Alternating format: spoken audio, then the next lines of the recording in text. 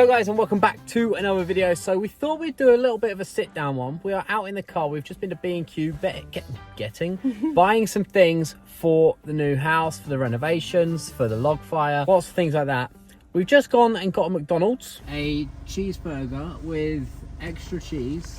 So making the most before the diet starts. Although this diet has been pushed back about 4 times since I gave birth. Yeah, baby. But here we are. We are like on the final leg, I reckon, before the diet begins. And to the next mukbang on the Christmas menu. So let's make a pact now, right? We're having this McDonald's now. The next one we have is when we film another mukbang when the Christmas menu come out. I'm not promising, but yeah, okay. But we thought we should probably sit down, answer some questions and sort of talk you through the labour, I guess, because in the previous videos of Harlow and Lake's birth, we sort of gave that story during the birth video, didn't we? I think it's also for people that are gonna go through the same. Let's go. Let's go. Cheers to that.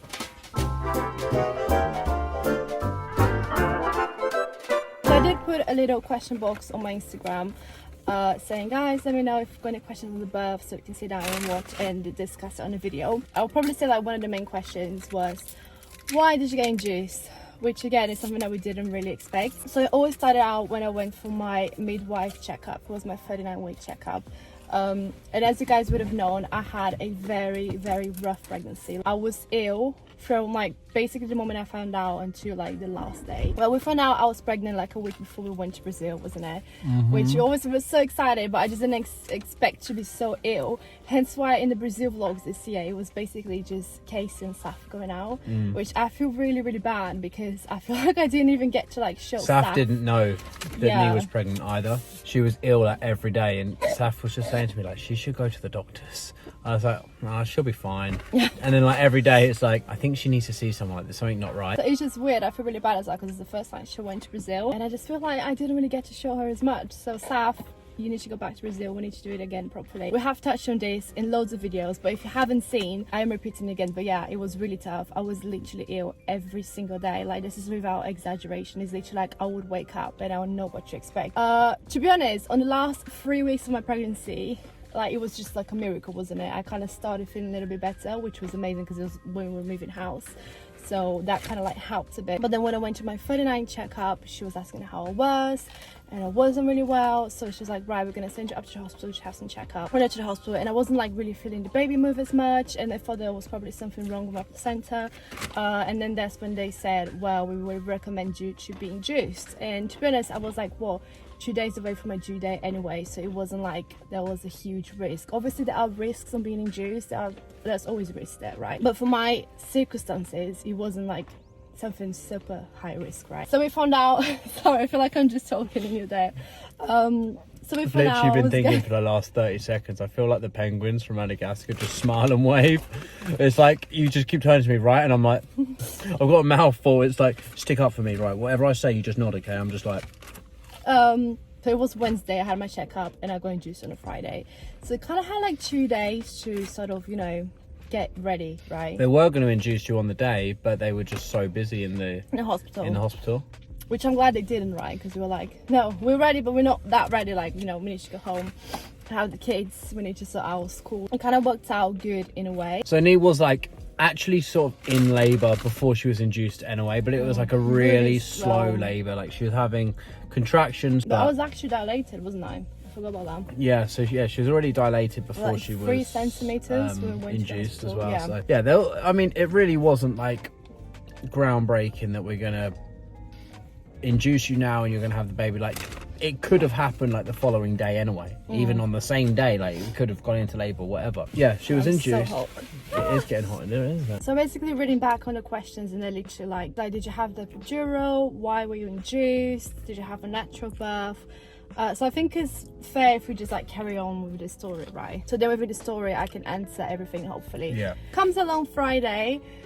It was like really emotional, wasn't like saying I'm in the bye. worst position. This light is so annoying. I'm like, so come along Friday, It was quite emotional. I said bye to the kids. I'm like, yes, we're going in, we're gonna get induced. If you watched the video, you would have seen that again, the ward was really busy. The ward is a little bit busy today. They literally just said we've currently got quite a few twins being born, so yeah, they just can't induce her right now because they think it's gonna be a snappy thing once the induction's done. We were booked in for a specific time, 10 AM. Yeah, and I didn't really get induced until like 6 PM because it was super busy. But that's fine because. But like we literally, I thought as well. So I also thought, like when you were being induced, like we're having the baby in like the next hour. We both sort of thought that, didn't we? Like, because we hadn't looked into it because it all happened so quickly. Yeah. And yeah, it never happened before, so we didn't really know. I generally thought I'd be picking up Harlow with a newborn in the buggy. No, I didn't. But I thought like the baby would have been born and Harlow would be finishing school, the baby was born, and obviously wasn't even induced by then. I mean, there's the thing about induction, you don't know. I think it's because it's my third baby, because I was already like dilated. Well, they say that, they said we're not going to induce you now because the thing is going to be really quick. Which is fine, so it kind of just like hanging around in the hospital, hence why the birth vlog is like more of a food vlog. Talk about food vlog. Exactly. Got the nacho cheese. Are these nacho ones? Are they just cheese bites? They're nachos. Is that jalapeno? No, cheese share box. Oh, how do you feel about that? They're really yummy. I don't know if I like it. So let's just get to the point where you can't really tell in a video because, you know, if you want to see what happened during the day, you can go and watch the vlog. I say 6 PM. I think I was induced about 7:30. Casey got told, and then that's when it comes the part that it really kind of shocked us, which Casey wasn't really allowed to stay in overnight. Not until I was in like active labour anyway. This is a new one. We've never did this before, have we, me? So I've been sent home because it's past visiting hours now. Visiting hours finished at 8. It's now like 8:30 or something. They just came in to say you've got to go. Maybe it's something that I should have just already known, but I wasn't told, so I didn't know. Especially because she'd been induced, so they're expecting her to like go into labour. I thought I was definitely going to be allowed to stay with her. Bear in mind, obviously we had the other 2 kids before COVID, so there was no sort of restrictions whatsoever. But yeah, they came in to me about 8:30. They were really nice actually. Yeah, obviously they were lovely, but it was like a shock. I was like, what? But yeah, about 8:30 they came in. It was like, by the way, you were meant to have left like half an hour ago. I was like, what do you mean left? They're like, yeah, you like it's visiting hours finished at 8, but you need to be gone basically. See, then they told us like when she's in labour, you can come back in. I was like, okay, cool. Nee, can you ring me? Whatever when you go into labour. But then I'm thinking, I live like 15. Like obviously there's probably not going to be a hell of a lot of traffic if it's in the middle of the night, but like it can take up to like 25 minutes to get to the hospital sometimes. Yeah. And if Nee's being induced and it's third baby, all we'd heard from every midwife ever, this baby's gonna come quick. Like your body knows what it's doing. This baby's coming out quick. I'm not even joking though. So when you left, 20 minutes later, I started getting contractions, like the strong ones. But it's weird because I don't know why. In my head I was like, this is not active labour because I had all my contractions on my back. This time around it was different. They were really strong though. So he left and then like we were really sad. I was really sad. I was like, oh my god, like I just got to leave. Because you were still having contractions when I was there, but it was like every like 20 minutes to half an hour. And I was thinking, oh bless, I don't want to leave you by yourself to even have one of these, let alone all night, like go through it. I went to my parents because they only live about 5 minutes away, especially in the middle of the night when there's no traffic at all. It is literally 5 minutes away. I went to my mum's and she was having a dinner party. They were all drunk. They were all playing on a VR headset, playing golf, right? So I actually turned up and they were... not in a bad mood, in a sad mood. Yeah, I was like sad, turned up. They're all like, way, way. I wasn't in a bad mood. I was actually in a really good mood because about to have a baby. I was really excited, but I was obviously on the downside, I was really sad that I wasn't actually in the hospital. I basically just became a referee for like 3-4 hours until about 1 AM when I finally went to bed because that's when everyone left. And obviously I was staying up anyway so I could stay in contact with Need, find out what's going on. But I was like, I do need to get some sleep. You didn't have any drink, did you? No, obviously wasn't drinking. Obviously needed to get some sleep because I expected to have to wake up at some point. I set my alarm onto military mode if Nicole rings me. So now when I still have it on now, I need to turn it off. It drives me mental. What It do you mean? but like the loudest vibrate ever, and it's like no vibrate you've ever done before. I've also got the you know, that alarm thing. Oh my god, that's my ringtone for when Nicole rings me.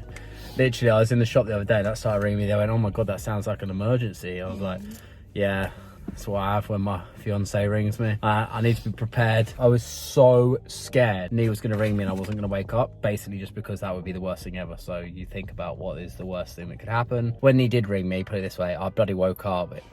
I almost hit the ceiling. I jumped out of bed. I was so scared. Oh my god, what's going on? What's going on? Wait. Whilst you were having your dinner party, I was dying with contractions pretty much. They were getting so strong. I feel that's the worst part about being induced and being by yourself. Obviously, you're in the wards, and I was like really far from the nurses, so I felt like, not that I couldn't really call anyone. Obviously, like you're labouring by yourself, and then it's not like I could. I don't know, I feel like when I'm with you, like you kind of like would bounce off each other, and then if I need anything. You wasn't even in the labour ward either, so. Yeah, I was like in the post, so in the busy. antenatal ward. So you didn't have like a midwife to yourself at this point? No, so it's more like, I don't know, when I have a contraction, it's like you can't talk, so it's hard to even like ask for help or anything. I feel like the midwife could hear I was struggling. Not that I was being really loud, but I could just like bounce on the ball, and then, you know, and then she came in and she was like, would you like to have a bath? And then I was like, oh my god, like I didn't even realize that you could have a bath. So I think it was literally, I could try and find a timestamp on my phone, but I think it was between 1:30 and 2 in the morning. You text me a picture, so you should be able to find it. So I got in a bath. It was the best thing ever. Like it really, really did help me. Like it was amazing. I was just in there, obviously still having contractions. And this is what was really hard. I didn't really know at what point I could call you, because in my head, I obviously wanted you there by that point. But then again, it was just, I didn't know. Then it got to about, I want to say 3 a.m. and I was like, okay, I'm gonna try and get some sleep now because I'm gonna need energy. The moment I like get off my phone, lay down, close my eyes, I just get a contraction again. But then they started coming every 1 to 2 minutes. I don't know if it was 3 or half 3. Anyways, it got really, really intense to the point that I just really couldn't talk. So then I rung the buzzer in and I was like, right, I think it's really happening, like this is really, really intense. And then like, oh, the midwife's on the break, so we need to see like what we're gonna do. We need to sort of like put off action because there's no spaces upstairs. And then I started getting like really panicky because I was like, oh my god, what if the baby's born here? Like upstairs is the labour ward, by the way. Yeah, and then I didn't have any pain relief by that point, and I was having obviously contractions prior to that, up from like 8:30, 9. I don't really know the timestamps because in my head it kind of like is all a bit, you know, all over the place. All I know is I literally probably rung the buzzer 3 times and I couldn't speak by that point. I was like, I need something. So then that's when I decided to ring Casey, and I think it was about 4 a.m. 7 minutes past 4 it was. So then I rung him. I couldn't even talk. I literally think I was just like crying. So then I feel really bad because then they're like, what's happening? Is it happening? Is it happening? She didn't even talk. I couldn't. She rung me. Get a word like out. I said, I jump up, hit my head on the ceiling almost. How much my phone scared me. I was like, hello. Nee, hello, what's happened? And then hangs up and I'm like, oh my god, what's going on?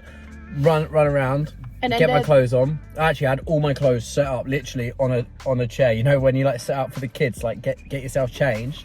It was all like that, ready for me to go, so I could literally just go bang, bang, shoes, keys, everything was just right there, right in front of me. So I did all that. I was out the door by 14 minutes past 4. And then there's that clip of him in the car where, bless you, you could tell how stressed I was really stressed. I was really like worried for Nee because like I said, like she rung me. I could tell she was super distressed, but she didn't give me any information on what was going on. Right guys, it's real. I literally feel like crying. It's 4:15 in the morning. Nee just rung me. She literally didn't say a word. She's like just crying and crying. She said that her contractions are like 3 minutes apart. They're having for ages.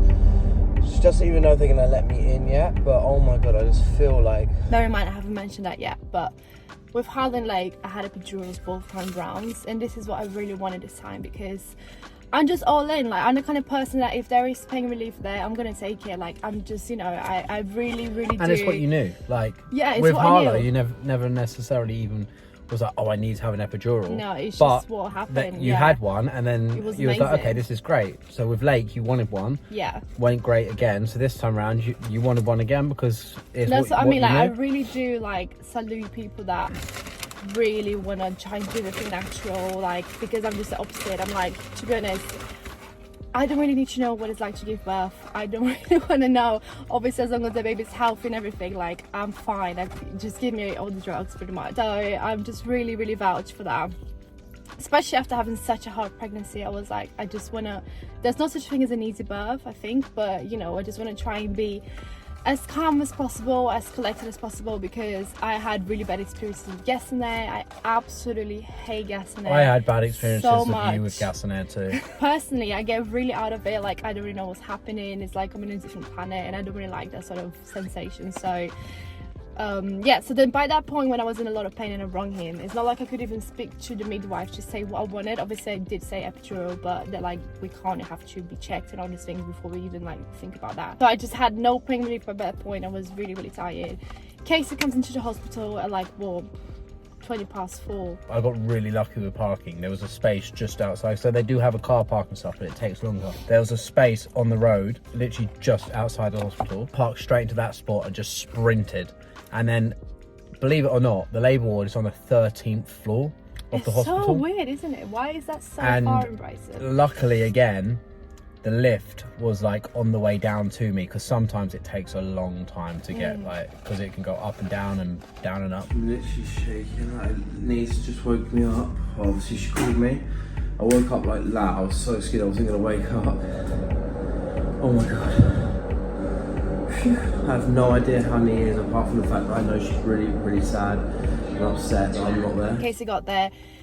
They agreed to move me to like a separate room, because then I was like labouring quite intense, and they were like, okay, we're gonna put you somewhere more private. By that point, they didn't know exactly what was going on. Obviously, you have to be checked. So then Casey got in the room. She was like, would you like to be checked? And I was like, yes, please.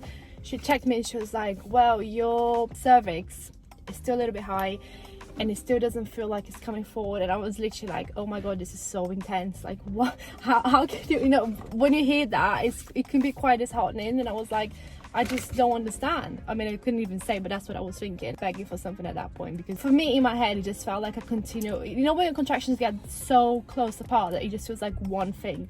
Like, in my head, there was no sort of, 30 seconds, 1 minute. It just felt like a constant contraction. And then I couldn't even really talk. And they're like, no, you can't have gas in there. You have to wait until you go upstairs. And then I was just starting to get really loud. And then the midwife was like, you need to stop like shouting, you need to be quiet, because you're gonna waste your energy and you've got like a long time ahead of you. And I just couldn't contain myself. Again, like the way that I was then, I never really got to that point in my other births. It was really, really strange. Like, things kind of Because you had an epidural hours beforehand. Yeah, I mean, to be honest, even and it previously, kicked in by that time. Yeah. That you didn't feel them as hard as you was feeling them this time. anyways, they've agreed me to take me upstairs. I literally couldn't even sit down in a wheelchair. It was so intense. The pressure was like, He was actually on your knees, crazy, facing the wheelchair. Like, yeah, you I were, was like like the on my other way knees. around, like holding on to the back like that. Got upstairs. I don't even Got really the gas and air Got in. the gas and air in. And this is where all the fun started. Says Nee it. was going loopy on this. She kept saying to the midwife, This isn't fair. Why is he not giving birth? like, obviously, because you Oh, get like so you embarrassing. get like a weird like high from the gas and air. Like, if you don't know what the gas and air is, right? Basically, it makes you really lightheaded. It's almost like you are on some sort of recreational drug momentarily. So Oh. she was like losing her mind a little bit, and she just keeps so saying, embarrassing. Why is it him? Why can't he do this? Why am I having to go through this? I've done it the first 2 times. I'm like, Nee, okay, I'm sorry. Like, I felt really can't do bad. this. I feel I'm a man. really bad. I literally turned into like a monster. Like, literally turned into a monster. Like, and the thing is, I'm such a calm person. I'm so like recollected. I don't swear. I don't shout. Like, and I literally turned into the complete opposite whilst in labour. So I feel really bad, because I just remember you just being next to me, just being quiet. Like, not saying I actually made a anything. TikTok like a few days after, and I just thought it was actually so perfect for it. What was the sound? I can't remember. Don't talk to me, I'll murder you. All the pain in my heart. Went upstairs, and then I feel like they didn't even check me. I just kind of like started pushing. So I had gas in there for 10 minutes. Actually, That and you was it. kept saying, I want an epidural, and she kept saying, you can't have one. Like, Oh, yeah, I remember this that. baby That's is going to so be bad. here in about 10 minutes. And you're going, I need an epidural. you I was can't just have saying, one. I can't do I it. want one now, please. I was like, please. I can't. Do it. I just had it in my head. I can't do it about it. I just can't do it. I feel so bad. Bless the midwife. And She's like, yeah, she kept saying, I can't do it. I was like, you can do it. And she went, I can't do it. I'm like, okay, you can. she's And like, I'm you like- are doing it. I'm like, no, I need it. So then, bless her, I think she's trying like distract me. She came in to put like a candle on. She's like, okay, I'm gonna put something on. She spent like 1 minute trying to put it on, and within like 2 seconds, I just kind of like ripped it off by accident because I was like pushing the baby out pretty much. Within literally 10 minutes, she gone, oh my God, I can see the baby's head, and she's got so much hair. And then literally, yeah, she's like, I can see the baby's head, and he's gone, is she out? no, you got some pushing to do yet. I need an epidural. I literally, that's the thing. I hate gas now because I didn't even know what was going on. I just know I was in so much pain. Yeah, you said you And- can't even really remember. But you know, if you've been to a labour ward, you know what I'm talking about. But you know the lady that absolutely screams the whole floor down? That was me. Like, that was me. That I just remember sweating, like Casey kind of like wiping my forehead, and it's just like, which is so the I had, like, opposite wet from what wipes. happened. Like, the both other times it was like complete silent. Much better if Hala was in, I was in theatre. And with Lake, I was just pushing, but like silent. This time, definitely no. I don't want to say my biggest nightmare because obviously giving birth to a healthy baby is the dream. But in terms of like as far as birth plan goes, my biggest nightmare came true. As in, I felt If you had to everything. plan it out, It's just obviously like- with healthy baby being the end goal, if you had to plan it out, that would have been your worst option, basically. Oh, for sure. Because I literally only had gas in there for 10 minutes. And I was only that there was for like it. 40 minutes. And I felt everything, and like this is the one thing I didn't really want to know. Like knowing people, it just, I don't know, it made me feel And you also squeamish said and if just- this was the first birth, you don't think you'd have gone for No. a second. I genuinely, I know people say that a lot and they forget about it, but like this time around, it was so intense. I can't even begin to tell you. This is not to put anyone off. Oh my God, I forgot to say that. If you're pregnant, you probably shouldn't be watching this now. Don't let this put you off. It's all worth it. It's amazing. So yeah, just to summarize my birth story, because I feel like maybe we went up on and on about it. Within that hour, I somehow fully dilated because when Casey got to hospital, they checked me. They said that this can't be it. The cervix is too they high. basically said you're not in full-blown labour yet, and I was like, I'm pretty sure she is, like, because I've never seen her like this before. And that's not true, like obviously the midwife was telling us what she was feeling, but again, things just progress ridiculously quick. I can't believe if someone told me you're gonna give birth just guessing that, I would have said no, there's no way this is ever gonna happen. But it happened. It was amazing. The baby's here, the baby's really healthy. Guessing that again, I said this on the last vlog, but I was so ill on the night after I got discharged. I had to go back into hospital. I was being sick non-stop. It could have been because of, you know, what was happening to me during pregnancy, or it could have been a guess in there. I don't know. Sorry about the lighting, guys. We did actually go on about this so much.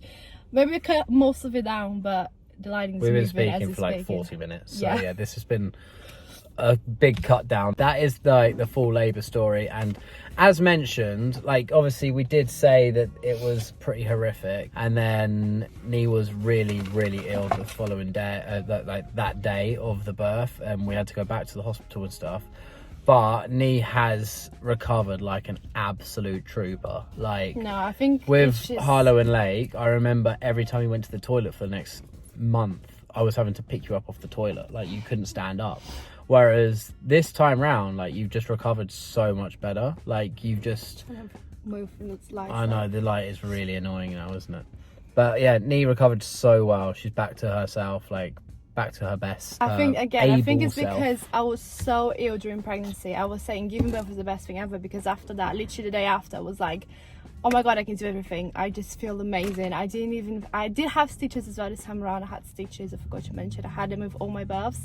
But because I was so ill during pregnancy, I feel like the stitches were like nothing compared to what I've been through. So yeah, here we are. I feel like I'm so much better. And just to summarize it, I feel like the worst part of the birth was not having Casey there, and obviously having that in the back of my mind, like, is he gonna miss it, is he gonna miss it, and just not having the pain relief. But again, we go through it. Just on a final note, I don't want anyone to compare this to their own story and be like, oh my god, it's not bad at all, like this happened or that happened, or like, we know it could have been a million times worse. It could have been worse for Nee, it could have been worse for baby. We're just saying our story of how we felt, of our emotions at that time, and we do reflect and go, okay, actually it's perfect because we had a beautiful baby girl, Nee's healthy, and that's fine. But yeah, we're just saying about our story, our emotions, and again, at those particular times. That's how we felt. If you're pregnant and you got to this point, do not let us put you off, please. I just find it interesting sharing the story. I think, Nee, by the way, if you're pregnant, I don't think we can put them off. That no one's watching this go, actually, I'm not going to have a baby now. No, obviously. Yeah, I've been put off. I'm not doing this anymore. Don't be scared, because that's the thing. You think you can't do it, you can. And I feel like I'm proof of that. If I've gone through this, anyone could go through anything, like seriously. Guys, make sure to subscribe if you want to see future labour videos in the next couple of years. No, this is not happening. No. What do you mean? If you want to see pregnancy content, this is not the channel, guys. It's not happening. However, if you want to see renovations and just us growing as a family of 5 now, which is crazy, you're a dad of 3. I still can't like get used to saying that. I'm a mom of 3. Yeah, feel free to subscribe and come along on the journey with us. And we'll see you with another video very, very soon. Peace. Bye.